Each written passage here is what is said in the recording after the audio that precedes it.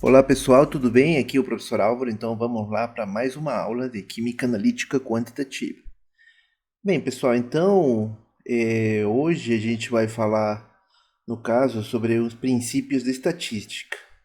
Por que é importante isso, né? No caso, já que a gente vai trabalhar com essa parte, na verdade estamos já trabalhando com essa parte de dados, no caso, e a gente precisa entender algumas coisas que muitas delas vocês já sabem, mas a gente vai introduzir alguns conceitos a mais sobre estatística que serão importantes mais para frente para vocês e, no caso, durante esta disciplina.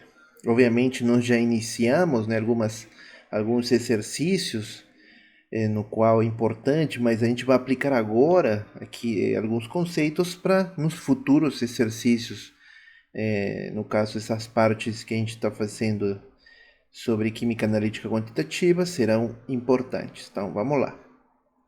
Primeiro, no caso, a gente tem que observar, no caso, o objetivo dessa aula, né? No caso, vamos estimular as competências necessárias para entender os princípios de análise quantitativas, tipos de análises, nós já estamos vendo, né? Volumetria, gravimetria, titulometria, enfim, os conceitos delas, tudo que está relacionado e como vamos aplicar esses resultados que vocês até fizeram na sua prova, né? Aplicando estatística, que nos ajude a isso, porque estatística é muito importante no caso quando a gente trabalha nesse tipo de dados. Assim também estimular as habilidades para diferenciar os diferentes tipos de análises, embora nos conceitos que a gente foi falando, né, tem essas diferenças, mas como que elas se aplicam nos cálculos estatísticos, que a gente vai ver nessas análises. Estamos vendo, né, na verdade, nessas análises. Mas então, para que e por quê? Por que isso serve e para que vai nos servir? Na verdade, a parte mais importante dessas análises químicas, né, no caso que a gente está fazendo, que principalmente para nós que somos da área da saúde, se baseia em quê? Em compreender, no caso, em que quantidade a gente vai utilizar essas substâncias em um determinado meio. Na verdade, um determinado meio pode ser uma determinada forma, que no caso para nós, uma determinada forma farmacêutica, tá? Se for para simplificar, para a gente entender melhor, através dessas análises que nós vamos ver hoje, qual que é a concentração de um determinado analito. Lembrando, né? No caso que é analito que a gente está procurando, né? Dentro de todas essas análises, desse analito, tá? Em um meio.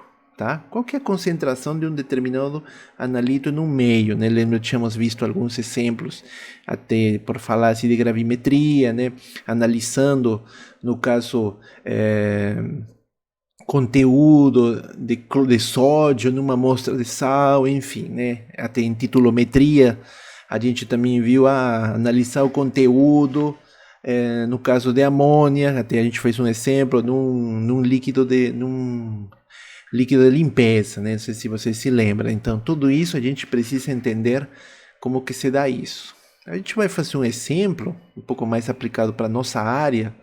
Todo mundo conhece, né? O timolol, né? Que é um fármaco empregado para diminuição da pressão intraocular. E por isso também é aplicado no tratamento de glaucoma, né? De ângulo aberto, tá? Aí nós observamos a fórmula aqui, né? Linda fórmula orgânica, né, a forma estrutural desse timolol, e como que assim uma molécula desse timolol se aplica em esse produto farmacêutico, né? Então, lembra que eu falei agora há pouco quanto que a quantidade, a concentração dessa substância necessária para ser colocada num meio. Então, como que a gente tem certeza? Como que a gente sabe que no caso, esse soro oftálmico tem uma concentração 0,5% volume, né, no caso, deste fármaco na sua composição, né? Para isso que a gente utiliza essas análises quantitativas, de analítica quantitativa, para isso nos serve. Para a gente identificar isso e para ter certeza que quando a gente fizer esse medicamento, a gente vai ter a certeza de que temos essa quantidade. Obviamente, né, quem já conhece o Timolol, ele também tem 0,25, né, 0,5 também nas suas formas, então pode ser qualquer uma delas que a gente trabalha. Então, através das análises químicas que nós estamos fazendo, do tipo quantitativo, que a gente prevê isso, no caso, tá?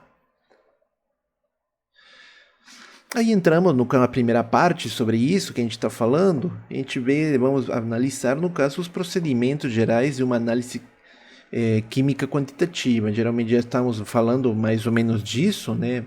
Se a gente for falar, a gente vai estudar cada um deles. No caso, esse aqui é o quadro, o fluxograma, no caso, né, que nos mostra isso, só ressaltando algumas áreas, mas embora a gente vai estudar isso passo a passo, né? No caso, se a gente for ver a seleção do método que você vai utilizar, isso é muito importante, né? Se determina o método analítico. E aí tem uma série de aspectos que tem que ser analisados para depois passar na obtenção da amostra. E depois, processamento da amostra. E quando você vai processar a amostra, né, você tem que saber se ela é solúvel, aplicar os princípios fisicoquímicos, as propriedades fisicoquímicas no caso. A amostra, no caso, se torna-se solúvel, se não for, aí tem que fazer uma dissolução química utilizando outro tipo de solventes, enfim, tem várias coisas. Se ela é solúvel, beleza, passamos para a próxima. A propriedade é mensurável, então tem no caso, ela assim, sendo líquida, pode ser medida? Não, então a gente vai ter que ter uma mudança na forma química, então tem que passar para quê? Passar, no caso, para uma forma de gás, enfim, para passar para outra forma, para outro estado. Tá? E se caso ele medido, né, na forma que ela está, então a gente tem que ver a eliminação de interferências, medir uma propriedade dela, uma propriedade fisicoquímica, cálculo dos resultados através de algumas fórmulas que nós vamos ver, a estimativa da confiabilidade desses resultados através de outros cálculos mais estatísticos, né, no caso, para a gente ter certeza absoluta. Lembra que eu tinha falado? Normalmente, quando a gente faz um estudo, normalmente a gente faz em 3 vezes, 4 vezes, até 5 vezes. Isso depende. No caso, para ter uma maior certeza, já que você não pode se basear somente num resultado. Então, normalmente, você faz sem triplicar até o mínimo que você pode fazer. E os resultados têm que ser bem parecidos, né? Para você ter certeza que esse resultado é confiável. Tá bom, pessoal? Então, na próxima, vamos entrando um a um dessa seleção de métodos. No caso, eu tinha falado, você vai achar o que determina qual será o método analítico que você vai utilizar. Para isso, você tem que ter claro, no caso, alguns aspectos. A primeira é a quantidade da amostra. Isso também é uma coisa importantíssima. Geralmente, quando a gente trabalha nesse tipo de experimentos, principalmente química analítica quantitativa, você tem que ter certeza dessa quantidade. Porque, como o próprio nome fala, é quantitativa, então a quantidade é importante. Se a gente tiver menor quantidade, a gente não vai conseguir fazer o número de repetições que tínhamos falado para essa confiabilidade. Você entendeu? Então, mas professor, na qualitativa era diferente. Claro, na qualitativa, como falamos no início das nossas aulas, a qualitativa ela só prevê a existência, no caso de avaliar a presença, imaginemos, do que a gente está procurando. Já quando a gente fala da quantitativa, a gente já sabe que tem a presença daquilo que estamos procurando, mas a gente quer saber quanto exatamente. E para isso precisamos quantidades exatas disponíveis para as análises, porque a gente fica com muita pouca amostra, e isso dá uma confiabilidade muito baixa.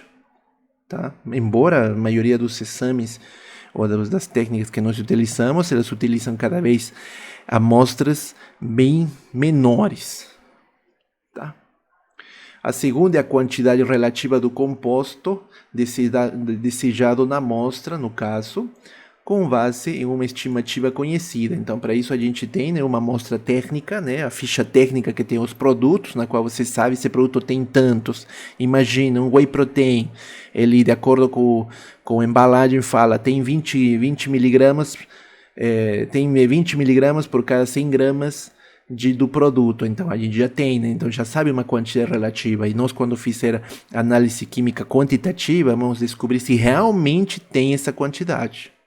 E isso aí, pessoal, isso lembra que eu falei para vocês, isso é controle de qualidade. Então, química analítica quantitativa te dá ferramentas para você desenvolver o controle de qualidade, que é também uma parte importantíssima na área do farmacêutico e de qualquer pessoal que trabalha nessa área, no caso de controle de qualidade. O número de amostras também é disponível para análise, também é uma coisa importante, né? De se observar a avaliação de cada dessas amostras. A exatidão requerida é uma coisa importante para selecionar o método, porque, como nós falamos, tem vários métodos que podem fazer a mesma análise, mas nem todos vão render essa exatidão, né? Já vamos falar aqui que é essa parte da exatidão. A outra coisa é a composição química da amostra, determinada por uma análise qualitativa prévia. Então, a gente vai analisar sódio nessa amostra, queremos saber quanto que ela tem exatamente. Mas a gente não sabe se tem sódio, então você faz uma análise qualitativa prévia, né? No caso, para determinar se tem esse sódio presente na amostra, independente, a gente quer saber que tem, senão a gente perde tempo. No caso, a gente faz uma análise quantitativa, se é qualitativa, demonstrou que não tinha nada, entendeu? Beleza? Então, vamos para a próxima.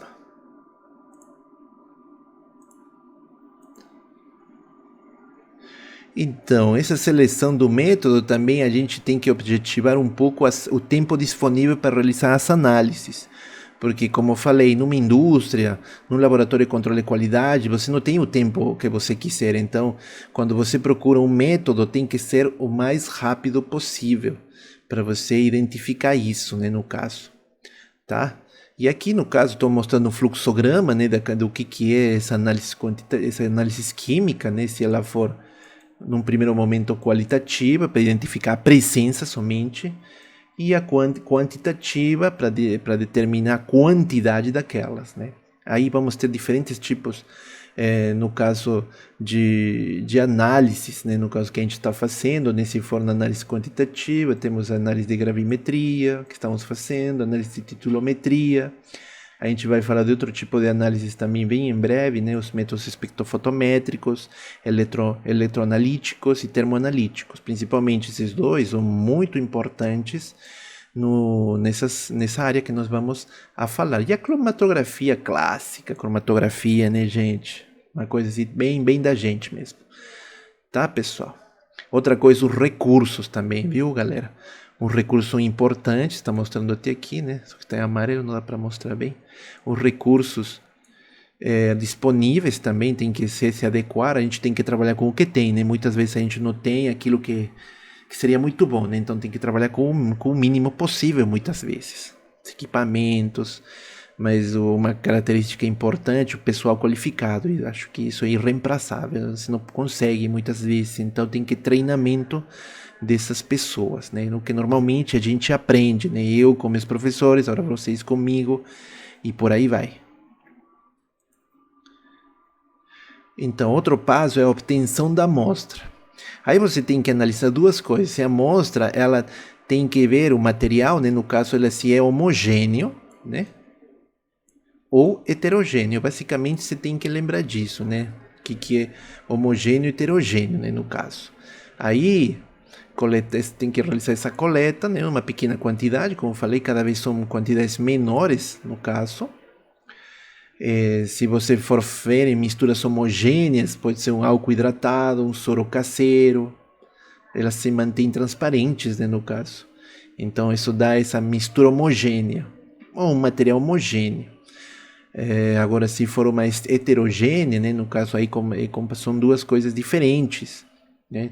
Ela pode originar duas faces, uma água com gelo, ou água e óleo, uma análise de uma amostra que tenha bifásica, trifásica, no caso, são misturas heterogêneas, são diferentes, heterodiferentes, né? Homo igual. Então, analisar um álcool hoje, né, com esse negócio da pandemia, analisar se o álcool está em 70% mesmo, por exemplo, enfim. Outro passo também é o processamento dessa amostra. Para o processamento dessa amostra, tem que ser, obviamente, depende do estado da matéria, né, se ela é no sólido ou líquido, né, no caso. Obviamente, cada uma delas oferece vantagens, tanto vantagens como desvantagens, dependendo do tipo, no caso de método que você for utilizar. No caso, você torna, imaginemos, amostras mais homogêneas quanto possível, como você vai utilizar o quê? Esses métodos. Se você está utilizando aquele que era, imaginemos, uma amostra heterogênea, então você tem que transformar ela o mais homogênea possível. Para isso, você vai utilizar o quê? Diferentes procedimentos, como quem? Se for sólido, né? Trituração, moagem, peneiração, isso se são amostras sólidas. Agora, se são líquidas, o aquecimento, né, no caso. Você pode perceber se quando você aquece algumas substâncias que são bifásicas, elas se tornam uma só, né, no caso. E aí você pode trabalhar com essa amostra em meio aquecido, né, no caso. Assim também, na tritura, se for amostra sólida, né, se for trabalhar com uma planta, no caso, se você vai trabalhar com o quê? Com flor, com raiz, com o caule. Então são amostras heterogêneas, mas quando você tritura elas e leva para a sua menor forma, no caso o pó, aí se misturou tudo, se transformou em uma amostra homogênea, que isso é o objetivo do processamento da amostra. Tá, pessoal? No caso, na solubilização, lembra que tínhamos falado? Ela é solúvel.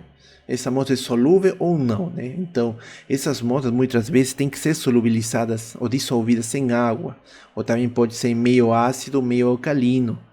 Lembra, só fazendo um gancho com a química orgânica, né? Nós estamos fazendo reações, no caso orgânicas, vocês perceberam, né, que a gente fala em meio ácido, porque tem presença de ácido sulfúrico, em água, dissolvido com água, ou em meio alcalino, presente, dissolvido numa base, com hidróxido de sódio, ou com um sal também. Então, para isso que isso facilita a solubilização dessa amostra. Beleza? Vamos para o próximo. Uma vez que você fez a solubilização, beleza, você passa para o seguinte passo, que é a eliminação de interferências.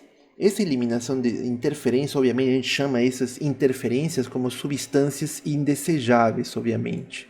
Porque lembra essa análise, nós queremos saber a quantidade de sódio em um pacote de sal. Mas esse sal, muitas vezes fala, é sal iodado, é sal diet, é sal light. Se sai sal light, ele tem potássio, ele tem sódio, ele tem potássio também presente. Então a gente quer eliminar essas coisas. A gente só quer analisar sódio, no caso. Então, elimina as outras substâncias indesejáveis, ou também chamadas interferências, no caso. Porque elas podem mudar o conteúdo, os resultados, né? E aí isso perde a confiabilidade desse resultado. Mesmo fazendo 30 vezes, né? Aumentando o número de vezes, repetições, vai dar errado. Tá? Para isso a gente utiliza algumas técnicas, no caso, que muitas consistem em transformar essas outras substâncias interferentes em uma espécie inerte. Por exemplo, os processos redox, né? Então aí adiciona alguns tipos de reagentes, processos de complexação, assim também, né, processos de complexação na qual vamos utilizar outros elementos para transformar essa interferência em uma espécie inerte, né? As reações de complexação também nós vamos a desenvolver nessa nossa matéria. Aí também temos o processo da medida da propriedade X, no caso, essa medida de fato é da propriedade física que ela possui, né? No caso, medição, uma coisa, podemos falar disso.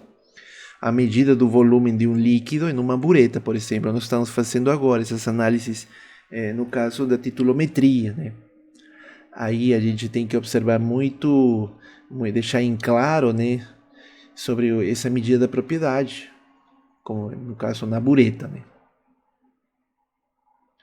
E agora o cálculo do resultado, porque você obteve uma série de dados, você obteve muitos dados, principalmente no caso quando você aplica o método, tá? Aí, no caso, é preciso calcular esses resultados das medidas, levando em conta aspectos como o que? A estequiometria da reação, que a gente está vendo isso na titulometria, né? Número de mols, a exatidão requerida, também é uma coisa, já falamos de precisão, tem agora a exatidão presente, para depois pensar na estimativa da confiabilidade dos resultados. No caso, ao final do cálculo dos resultados, é preciso determinar o quanto esses resultados desses experimentos que nós fizemos são confiáveis. E isto é, né, uma estimativa de exatidão e precisão dos dados, lançando mão dos métodos estatísticos. Então, a gente vai utilizar esses métodos estatísticos. E aí, para isso, a gente precisa classificar esses métodos analíticos quantitativos.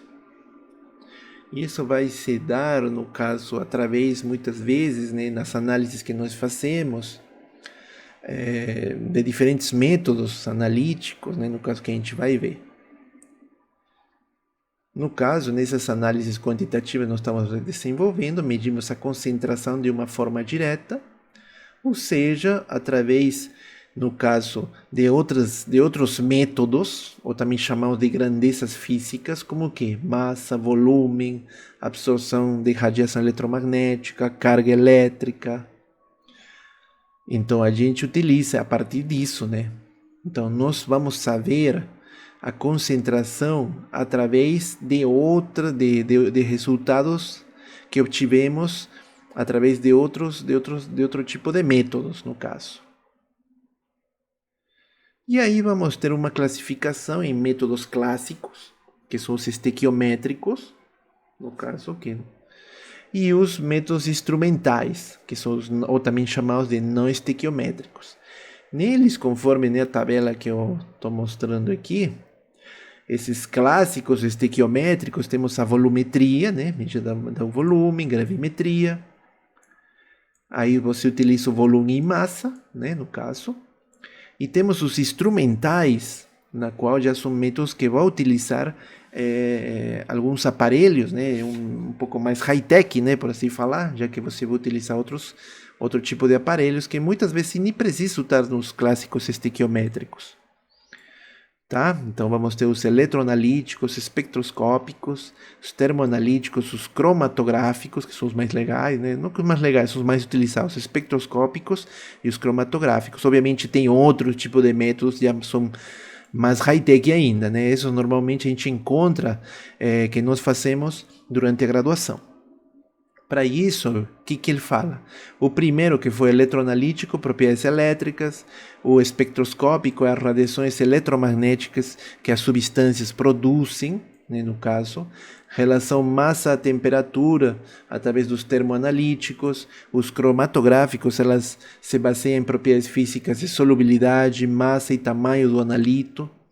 E outros métodos, né, que a gente vai mencionar, no caso, é a espectrometria de massa, que ela trabalha numa propriedade física massa-carga, calor de reação, condutividade, etc, etc.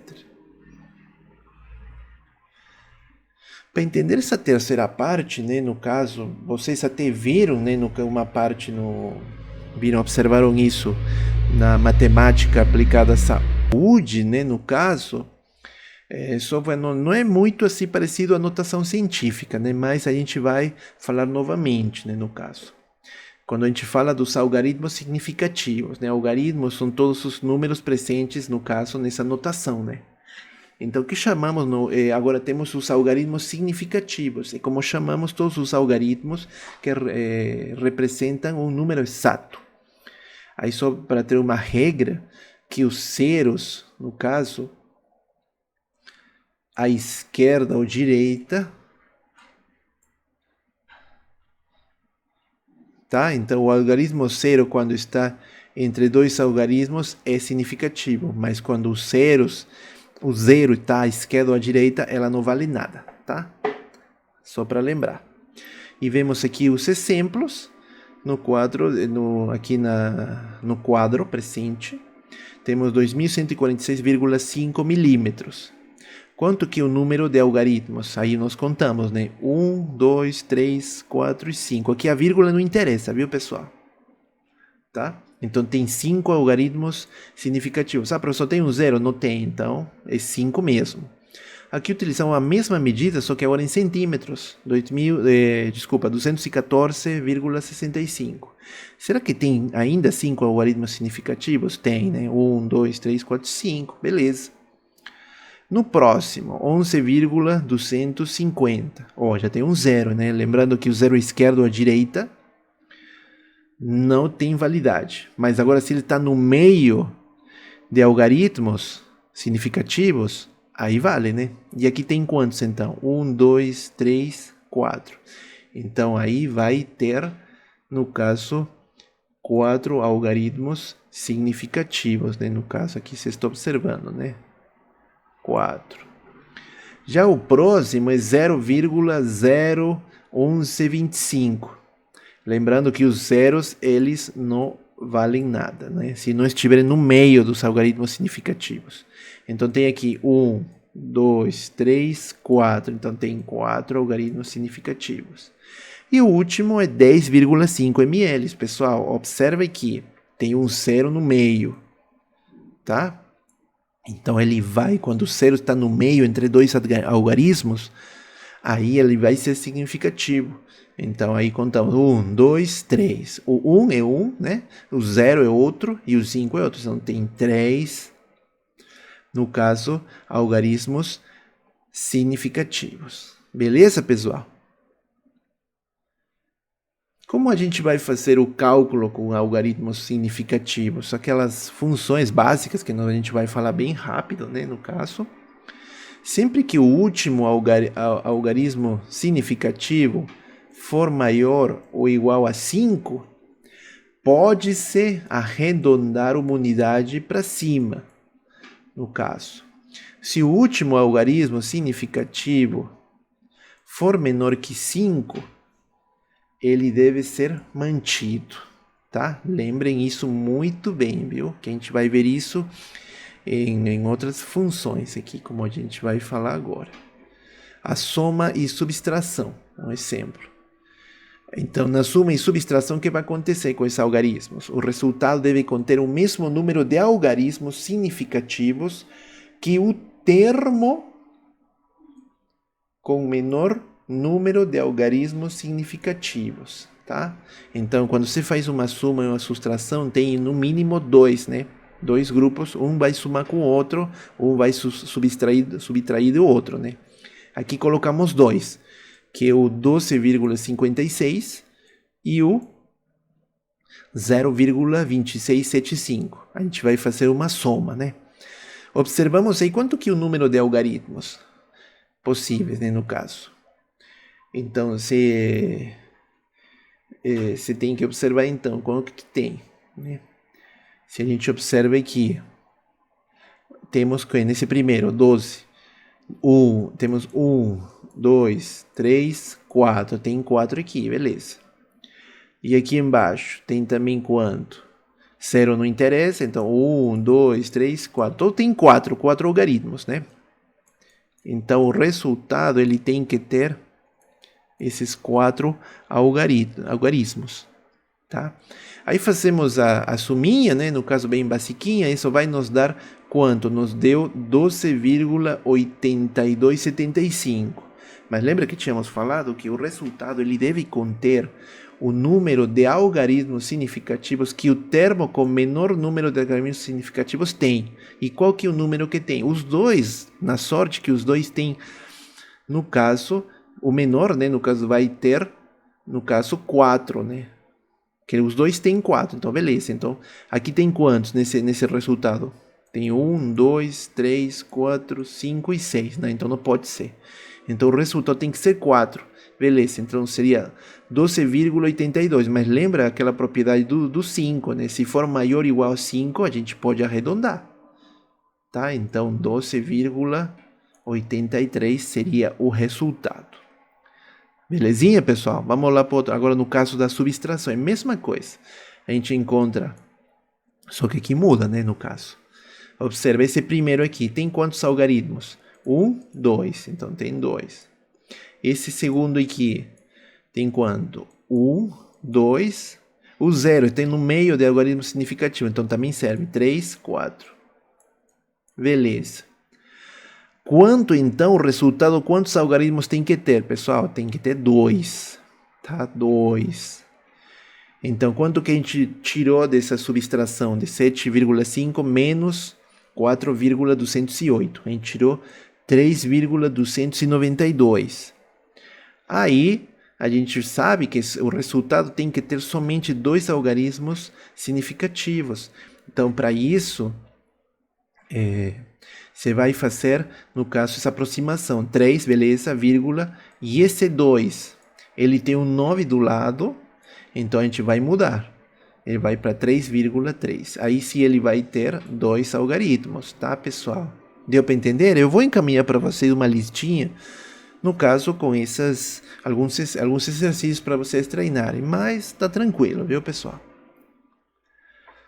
Assim também a gente vai ter na multiplicação e na divisão é a mesma coisa. Só tem que observar que o resultado, não esquece, deve conter o mesmo número de algarismos significativos que o termo com menor número de algarismos significativos. É a mesma coisa. Então aqui temos uma multiplicação, né? Nossa, que é fantástica, né? 4,3179 vezes 10 a 12. Multiplicar ela por 3,6 vezes 10 a 19. Aí temos que observar, no caso, quantos algarismos tem. Esse aqui tem quantos? 1, 2, 3, 4, 5. Então ele tem 5. Esse outro daqui. Ah, pessoal, e o vezes 10 a 12 serve? Não, não interessa. Eles são os primeiros, tá? Aqui tem 3,6. Aqui tem 2. Então, quanto que tem que ser nosso resultado? Ele tem que ter quantos? 2 algarismos, tá? Aí isso nos deu o quê? Essa continha, se vocês forem fazer, né, na calculadora científica, ela vai nos dar 15,5444 vezes 10 a menos 7. Aí, mas deu 15,5. A gente tem que dar o resultado também, no caso, o número de algarismos, equivalente ao que a gente está vendo, né? Aqui está somente com o número, né? No caso, antes da vírgula, né? Então a gente tem que transformar isso. Você pode transformar, né? Esse 15,54 vezes 10 a menos 7 se transforma em quê? Em 1,55444 vezes 10 a menos 10. Tá, pessoal? E aí você pode obter quanto que deu 1,5. E o próximo número é 5 também, né? Então, você pode, né, fazer o arredondamento. Então, isso nos leva a ser 1,6 vezes 10 a menos 10. E essa é a forma conforme, no caso, essa regra dos algarismos significativos. Beleza, pessoal? No caso, no logaritmo, é a mesma coisa também, né? Também tem que se observar agora o resultado de ter um número de casas decimais que o número de algarismos significativos da grandeza numérica. Por exemplo, o logaritmo de 0,0339. Então, aí a gente vai ter que temos quantos logaritmos de casas decimais, ou seja, após no caso, a vírgula, né? Então temos, no caso, 0 não interessa, 1, 2, 3, no caso. Tá? Então, isso deu o valor negativo de 1,470. Que no caso aqui tem 4, né? Só que aqui, né, temos 3 e o 0 também interessa. Então são 4. São 4, tem que ter 4. Está tudo certo. Se for o logaritmo de 5,8, tem 2, né? Então, a gente tem que observar quanto tem após a casa decimal. Então tem 2, né? Então deu 0,76. Aqui também, pessoal, só para observar aqui novamente, tem 0,0339. Então tem quanto? Tem 3, na verdade, né? Após casa decima, porque o zero realmente não interessa. Então, no caso, aqui tem quanto? Deu logaritmo negativo igual a 470. Como o zero não interessa, né? Então temos quanto? 3. Então tá certo. Aí, logaritmo negativo de valor negativo de 1,47. Então são 3 algarismos. Aqui é a mesma coisa. Tem 2, né? Do logaritmo de 5,8 deu 0,76. Então tem 2 algarismos, no caso das casas decimais. Tá, pessoal? Agora, a confiabilidade dos resultados ela vai depender, no caso, dos erros que a gente vai ter, né? Porque, com certeza, sempre tem os erros em medidas que a gente vai achar. Às vezes fazemos 3 vezes o mesmo experimento e muda, nunca dá certinho mesmo. Tá? E isso é normal, né? Mas aí a gente tem que ver como a gente determina esses erros. Então a gente classifica em esse tipo de erros em erros determinados, que são os erros sistemáticos, e os indeterminados, que são os aleatórios. Os erros determinados, então a gente chama os sistemáticos, esses erros a gente pode evitar. Normalmente a gente consegue tentar evitar isso sempre. Através do quê? Calibração de instrumentos, né? No caso a limpeza, muitas vezes também, a higiene, enfim. Mais que tudo a calibração daqueles que a gente utiliza, como o quê? O valor volumétrico, a bureta, a pipeta que a gente vai utilizar, tá? E já o erro indeterminado, aquele que é aleatório, já é uma coisa diferente. E a gente apresenta erros que são indetectáveis por um operador humano, né? E aí, no caso, deve-se lançar mão de um tratamento estatístico de um certo número de resultados para determiná-lo, né? Então, através da estatística que a gente vai observar. Ah, mas professor, mas não entendi bem como que acontece isso. Então, lembra aqueles métodos que utilizam aparelhos, né, um pouco mais complexos, né? Então aí a gente não tem como fazer nada, né? Porque aí pode ter tido algum problema no aparelho e deu um erro leve, né? Então como a gente vai melhorar? Vai utilizar o tratamento estatístico através do número de repetições que foi feito dessa análise química feita, tá bom? E para isso a gente vai determinar esses diferentes tipos de erros. No caso, vamos ter o erro absoluto. O que é o erro absoluto? Esse erro absoluto é a diferença, no caso, entre o valor medido e o valor exato de uma determinada propriedade. Aquilo que vamos medir nós e aquilo que já tem na literatura, normalmente, tá? E o erro relativo, que é o quociente entre a diferença do valor medido para o valor exato. E dividido tudo isso entre o valor exato vezes 100%. Tá? Então, basicamente, seria entre um erro absoluto, né? Você vê que a fórmula é parecida, partido, né? O dividido entre o valor exato, novamente, vezes 100, no caso.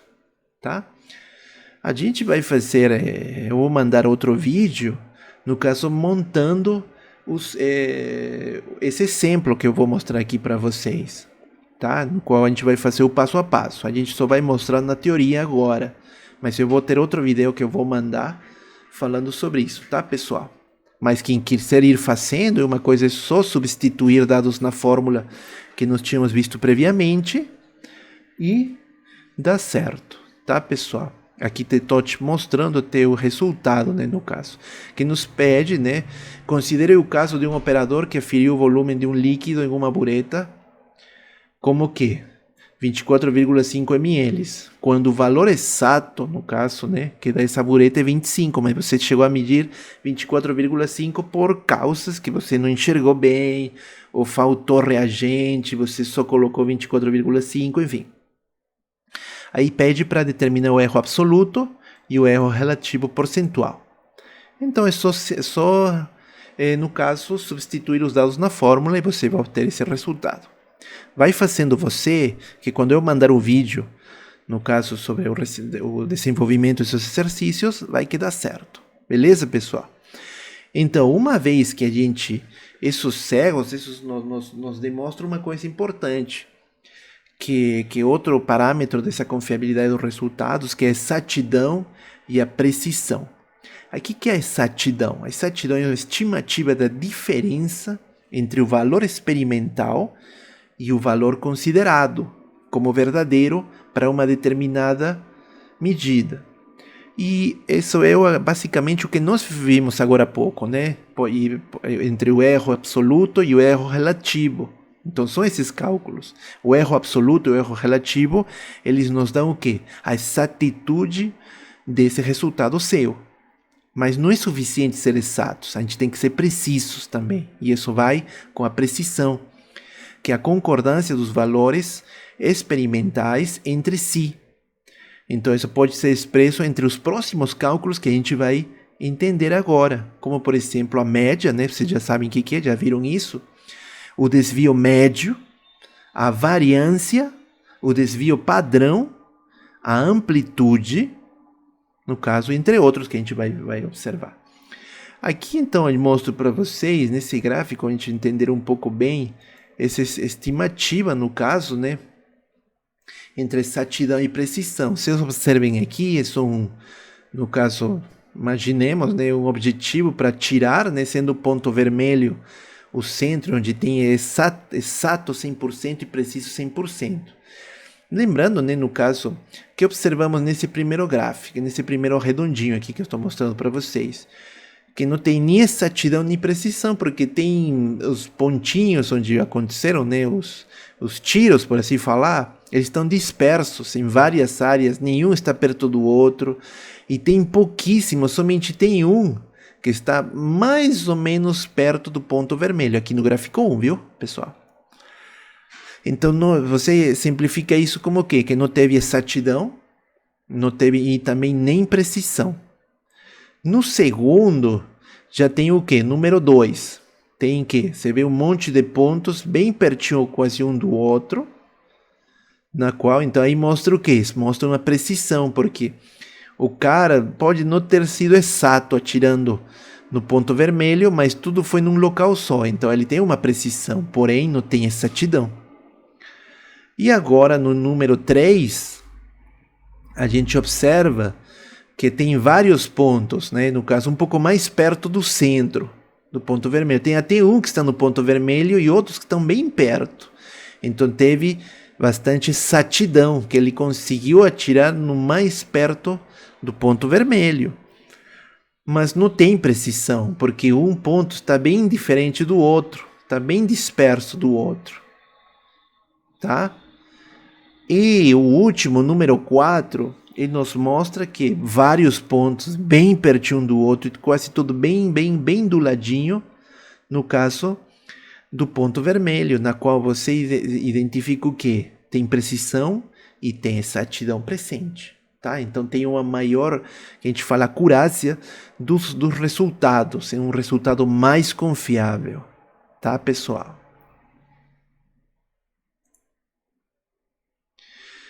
Dentro desses, no caso, para a gente achar essa precisão, no caso a gente vê esses estudos como o quê? Como a média aritmética. Você já sabe, né? Ela é representada por essa fórmula aqui, tá? Que o valor médio é determinado pela somatória dos reagentes de um rol dividido, quando a gente fala rol, né? Uma série de números, né? De amostras, dividido pelo número de elementos, tá, pessoal? E é representado aqui a média, símbolo do X com essa linha aqui, né? Para se falar. O sigma, né? Que é o símbolo da somatória. Beleza. Aí tem a mediana, né? A mediana geralmente identificada com o valor, o elemento central desse rol, né? Dessa série de amostras. E não esquece, sempre tem que ser ordenado em forma crescente. Normalmente, quando você obtém os resultados, nunca vai ser de forma crescente. Você pode pegar um resultado maior, outro menor, outro mais ou menos, e assim vai. Aí, quando você ordenar de forma crescente, você vai pegar o elemento central, no caso, e esse vai ser a mediana. Lembrando que são estimativas de precisão, viu, pessoal? O desvio médio já é o que? É a diferença entre o valor de um elemento e o valor médio, no caso, tá? Esse desvio médio que está mostrando aqui. Diferença entre o valor médio de um elemento e o valor médio. Então, você tem que pegar, se tem 5 dados, você vai ter que primeiro achar a média e diminuir de cada um dos dados para ver esse desvio médio, quanto que essa diferença entre cada dado, né? Isso se dá através do quê? Tem que achar primeiro a média. Já vamos ver nos exercícios, pessoal. O outro é o quê? É a variância, tá? Essa variância, ela é a medida de dispersão calculada pelo somatório dos quadrados dos desvios médios dividido pelo número de elementos, né? No exercício a gente vai ver com mais detalhe essa questão. Não é difícil, não é bem fácil, tanto que até na calculadora já faz os exercícios, mas nós temos que aprender a fazer mão, porque um dia capaz não tem, e aí?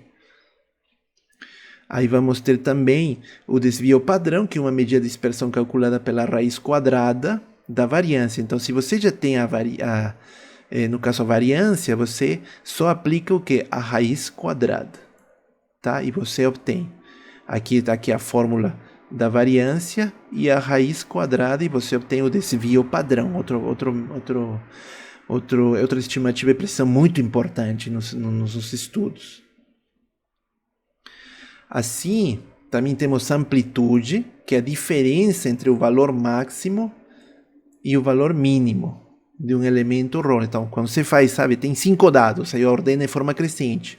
Entre o valor máximo e o valor mínimo, você faz uma diferença, é a amplitude, tá? Ou seja, a estimativa, o padrão, o intervalo desses dados. Aqui temos o outro exemplo que a gente vai falar também, né, pessoal? Então, não se preocupe não, a gente vai fazer esse exercício. Esse exercício também é somente colocar os dados dentro das fórmulas e dá certo, mas eu vou mandar outro vídeo também falando sobre esses exercícios, beleza? Outra medida que a gente vai falar de estimativa de precisão é o teste Q, ou também conhecido como teste de Dickson, que é um teste estatístico, né, que se aplica a situações em que o ROL que tem amostras menor ou igual a 10. Tá? Então, entre 10 amostras no máximo. E aí a razão que é calculada através do quê? Do valor máximo, o valor mais próximo do suspeito, menos, né, o valor suspeito, partido o maior valor, menos o menor valor. Aí a gente tem que observar que se o valor de Q for maior que o tabulado, então o valor suspeito deve ser desprezado. Isso é uma coisa importante que a gente tem que ver, tá? Então, o valor de Q do teste Q, né, calculado, tem que ser maior que o tabulado, tá? Aí temos, no caso, essa tabelinha, né, normalmente, né, isso aqui é um padrão, porque a gente vai ter, no caso, estimativas de fatores de confiança. Temos de 95%, né, aqui, de 99% e de 90% no caso, tá? Conforme a gente vai fazendo os exercícios, vão observando se vale a pena ou não utilizar, no caso, esses valores críticos. Aí temos outro exemplo que nós vamos fazer também, pessoal, tá? Daqui a pouco eu vou mandar os exercícios. Não esqueça de entrar no meu canal, né? Assistir novamente essa aula e deixar seu like. Tá bom, pessoal? Então, isso aqui é tudo por hoje. Obrigado.